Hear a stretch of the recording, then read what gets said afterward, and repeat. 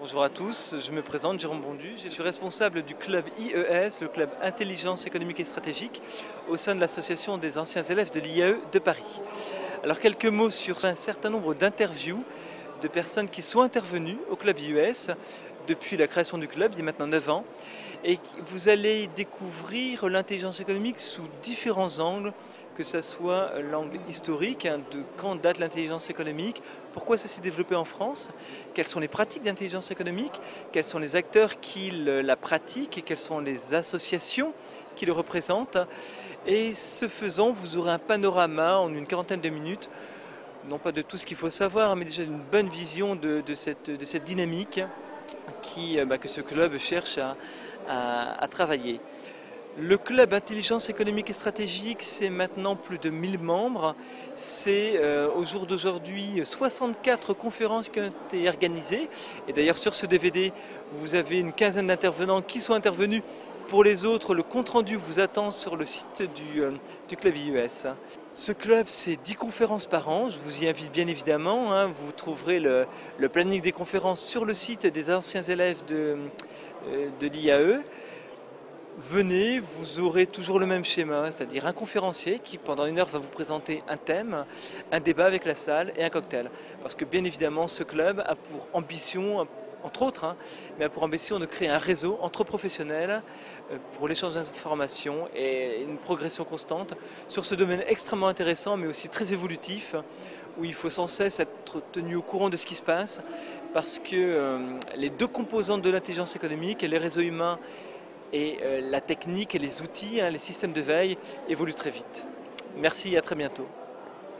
Benoît de Saint-Cernin, bonjour. Alors vous n'êtes pas encore intervenu au club IES, mais une intervention est prévue.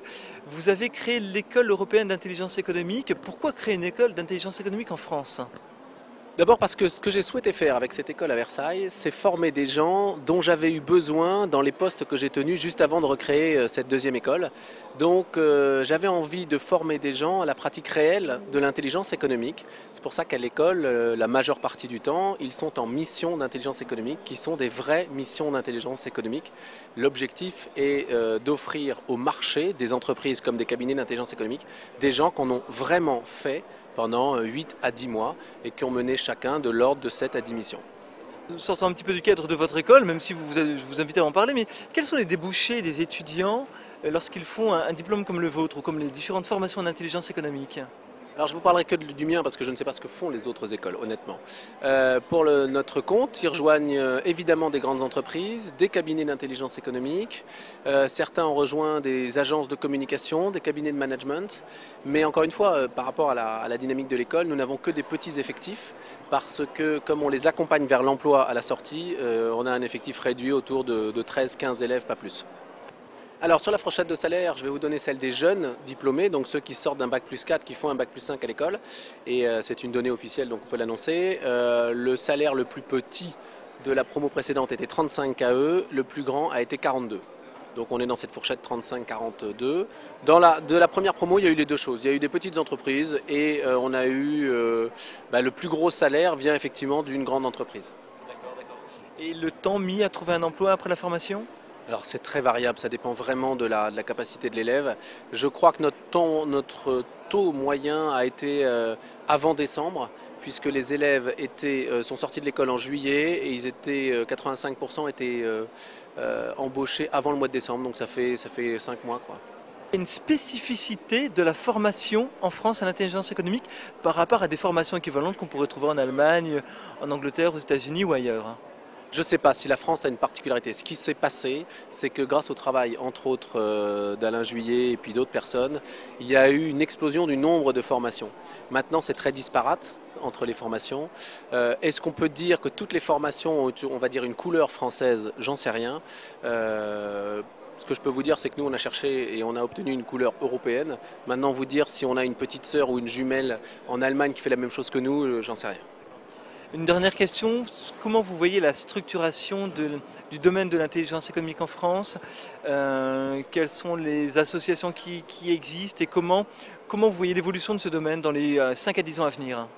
Oh, c'est facile, ça va partir dans 3 directions. Une direction vraiment liée à tout ce qui est risque, sécurité de l'entreprise. Et il y a beaucoup de demandes et on le voit dans le cadre de nos missions. Le deuxième grand domaine qui existe déjà depuis longtemps, c'est tout ce qui est veille. Alors on va dire veille pudiquement, mais on peut dire renseignement. Et la troisième chose qui émerge aujourd'hui, c'est tous les aspects d'influence, c'est-à-dire que des choses se décident à Bruxelles qui vont m'impacter directement. Est-ce que je vais arriver en avance ou est-ce que je vais arriver trop tard? Donc c'est là qu'il y a les débouchés. Benoît de Saint-Cernin, il existe différentes associations françaises concernant l'intelligence économique et notamment il existe la Fédération des professionnels de l'IE. Est-ce que vous en êtes membre et quelle vision vous avez de cette structure? Je pense que c'est très honnêtement une très bonne démarche et totalement nécessaire. Maintenant, c'est une association, enfin disons une fédération qui a mis un petit peu de temps à naître, qui est en ce moment toujours en restructuration sur son vrai positionnement. Seulement l'actualité légale en ce moment lui donne la possibilité de s'exprimer et finalement d'essayer de concentrer les professionnels d'intelligence économique derrière cette structure. Donc je pense que de toute façon, à terme, il faudra que ça marche et ce ne sont pas les difficultés de départ qui doivent faire oublier le réel intérêt d'une fédération. Je pense aussi à un autre point qu'on n'a pas abordé. Quoique vous avez parlé d'influence, l'image de l'intelligence économique dans la presse n'est pas très bonne. Vous êtes un homme de communication. Qu'est-ce que vous en pensez et comment vous pensez qu'on pourrait inverser la tendance? Alors je vais être très clair, absolument rien de grave. Absolument rien de grave. Et quand sort une affaire qui souvent est considérée comme une affaire très grave de ce qu'on appelle dans notre jargon barbouzerie et autres, je dirais et alors, il y a la loi, les gens qui ont commis ces choses-là seront punis, point. Donc j'estime qu'il n'y a pas de problème à l'image de l'intelligence économique en France, seulement ça permet à certains de faire des grandes thèses, de faire des beaux grands articles pour crier au loup. Je vous garantis que quand on le vit avec des entreprises au quotidien, ce genre de choses on s'en fiche complètement. Il y a la loi pour ça, ceux qui franchissent la ligne, ils sont punis, point.